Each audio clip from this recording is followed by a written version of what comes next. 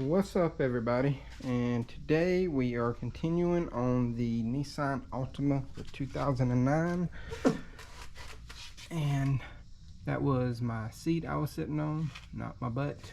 But anyway, we're going to be doing rear brakes. We're going to do not calipers, but rotors and pads, and then we're going to be doing rear shocks as well.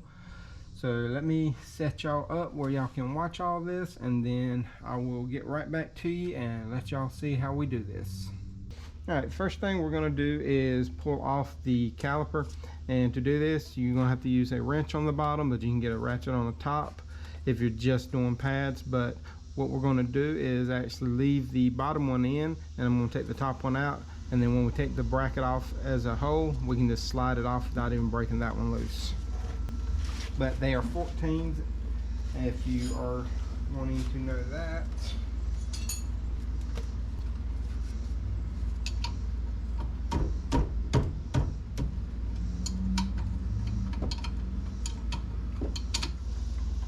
I'm just going to loosen it up and leave it in there for right now. And then the actual brackets, bolts themselves, they are 19s.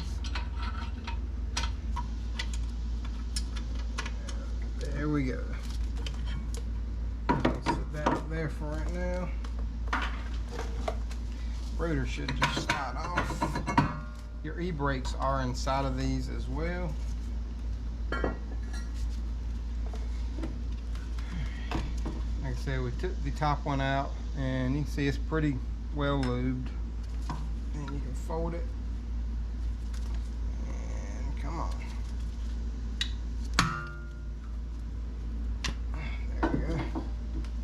Like I say, you can just pull that one out.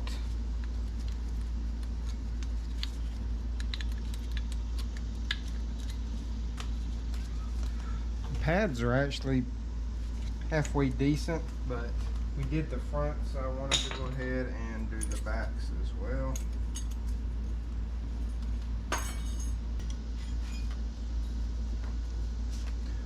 I'm just going to use one of the old pads to push back the piston.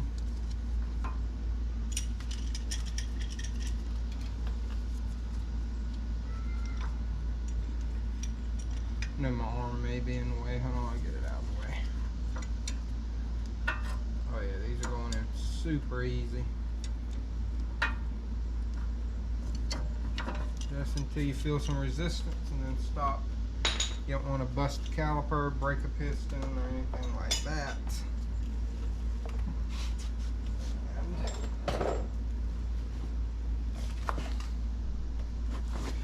These are the rotors that I got. I got these as a kit with front and rear rotors and pads.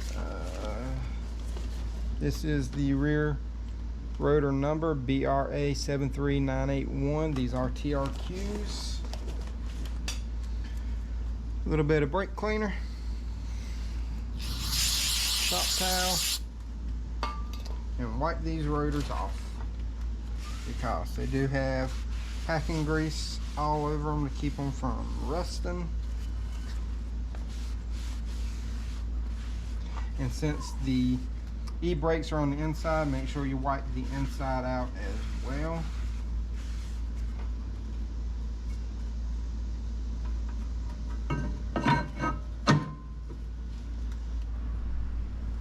Here's the old rubber plug. They should go in fairly easy, just like that. These are the brakes. Like I said, it is TRQ as well. There's part number BFA73144. And these come with hardware, brake pads, and even some assembly lube. So we're going to take a little bit of this assembly lube and put it on this bolt right here, just so it's lubed up. You don't need much. Oh yeah.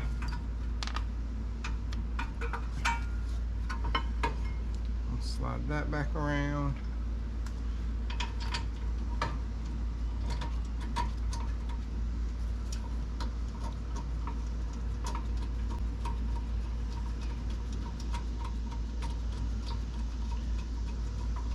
then put just a dab of thread locker on here on these back ones.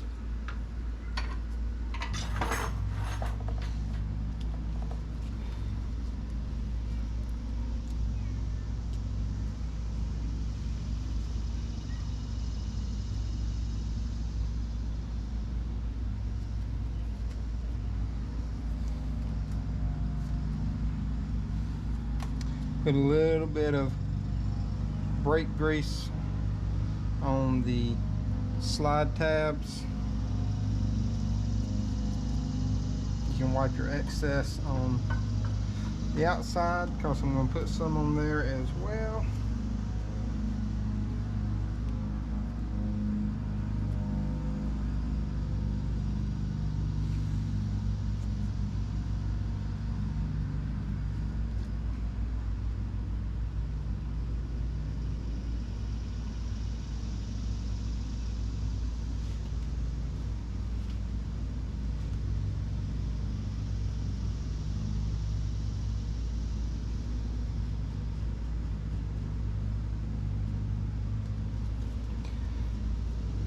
Putting the brake indicator on the back side, and then putting some brake grease on the contact areas of the caliper.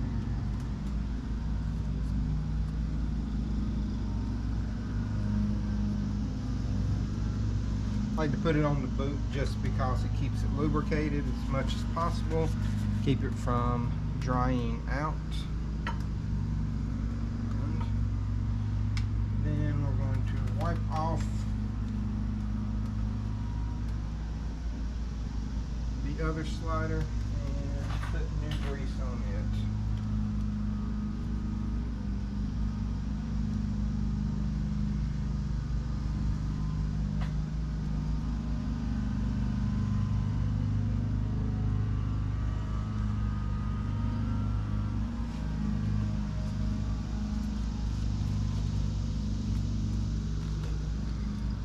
Out that rubber boot a little bit.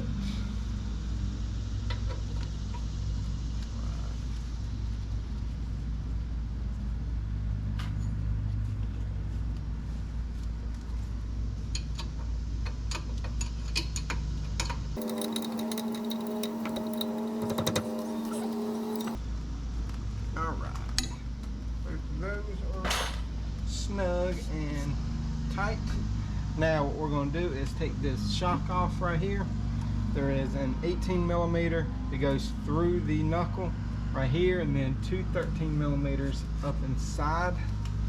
Let me see if I can show them to you real quick. Let me find a flashlight. So those are the two 13 millimeters right there. There's studs welded on through the top side of the body. And then here is the 18 millimeter, and on the shock itself has a square head, but that should be welded or riveted on, one or the other. But we're going to take an impact, zip that out, and zip out those right there, and it should come out fairly easy. Okay, we took them all out, and it pretty much just falls out. Now I'm going to have to take this rubber piece off, and then we're gonna have to take this to the bench and take this piece right here off and switch it over to the new one. We got the shocks from Detroit Axle. Here's the part number 45659, and it did come with the suspension kit. And the way we're going to do this is a 16 millimeter, so I'm going to put this little flat end in the vise, and make sure you put the ratchet on first. And then we're going to tighten it up.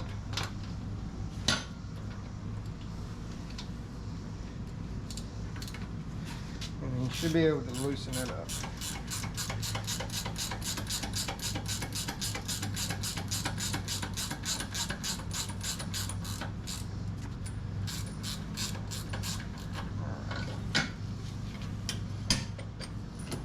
Once you get it so far, you should be able to pull it off.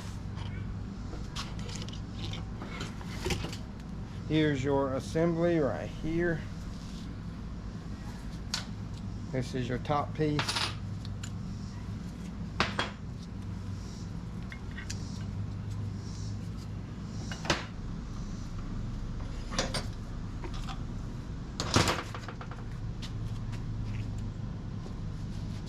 And put the rubber piece back on, and there you go.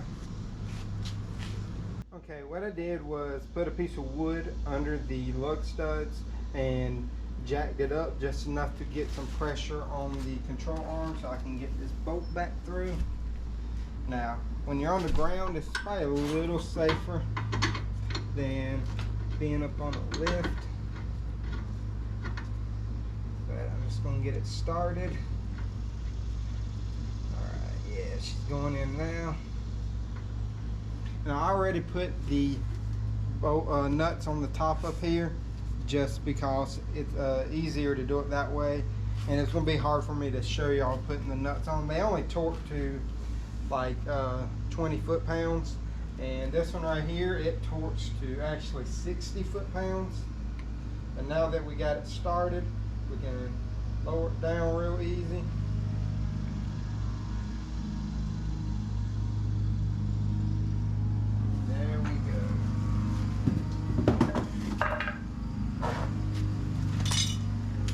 Run it in with my impact.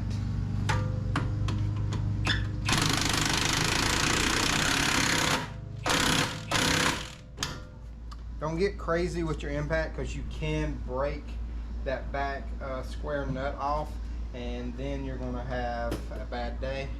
Or you can actually break the bolt on there, and then that's going to be even worse day. But we got all this in now. And next step is to put the tires on it and take it for a test drive. I'm going to throw the tires on it real quick, make sure they're all torqued down, and then we'll take it for a test drive to seat in the brakes. But I'm not going to show that on camera, but I'll be right back in just a minute. Alright, so we're test driving it now just to make sure everything is good on it. Make sure we don't hear any weird scraping noise, any of that type of stuff. Plus, I'm going to try to seat in them back brake. I'm going to try to seat in those back brakes. God, I'm tongue-tied today.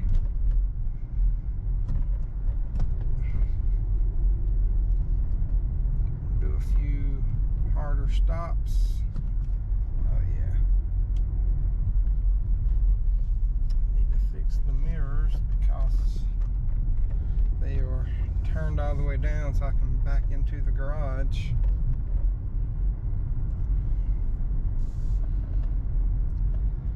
Tire pressure light is on, as you can see, but that's because the sensors are bad. When we get new tires, we'll put new sensors in it, which it needs tires, so that'll work.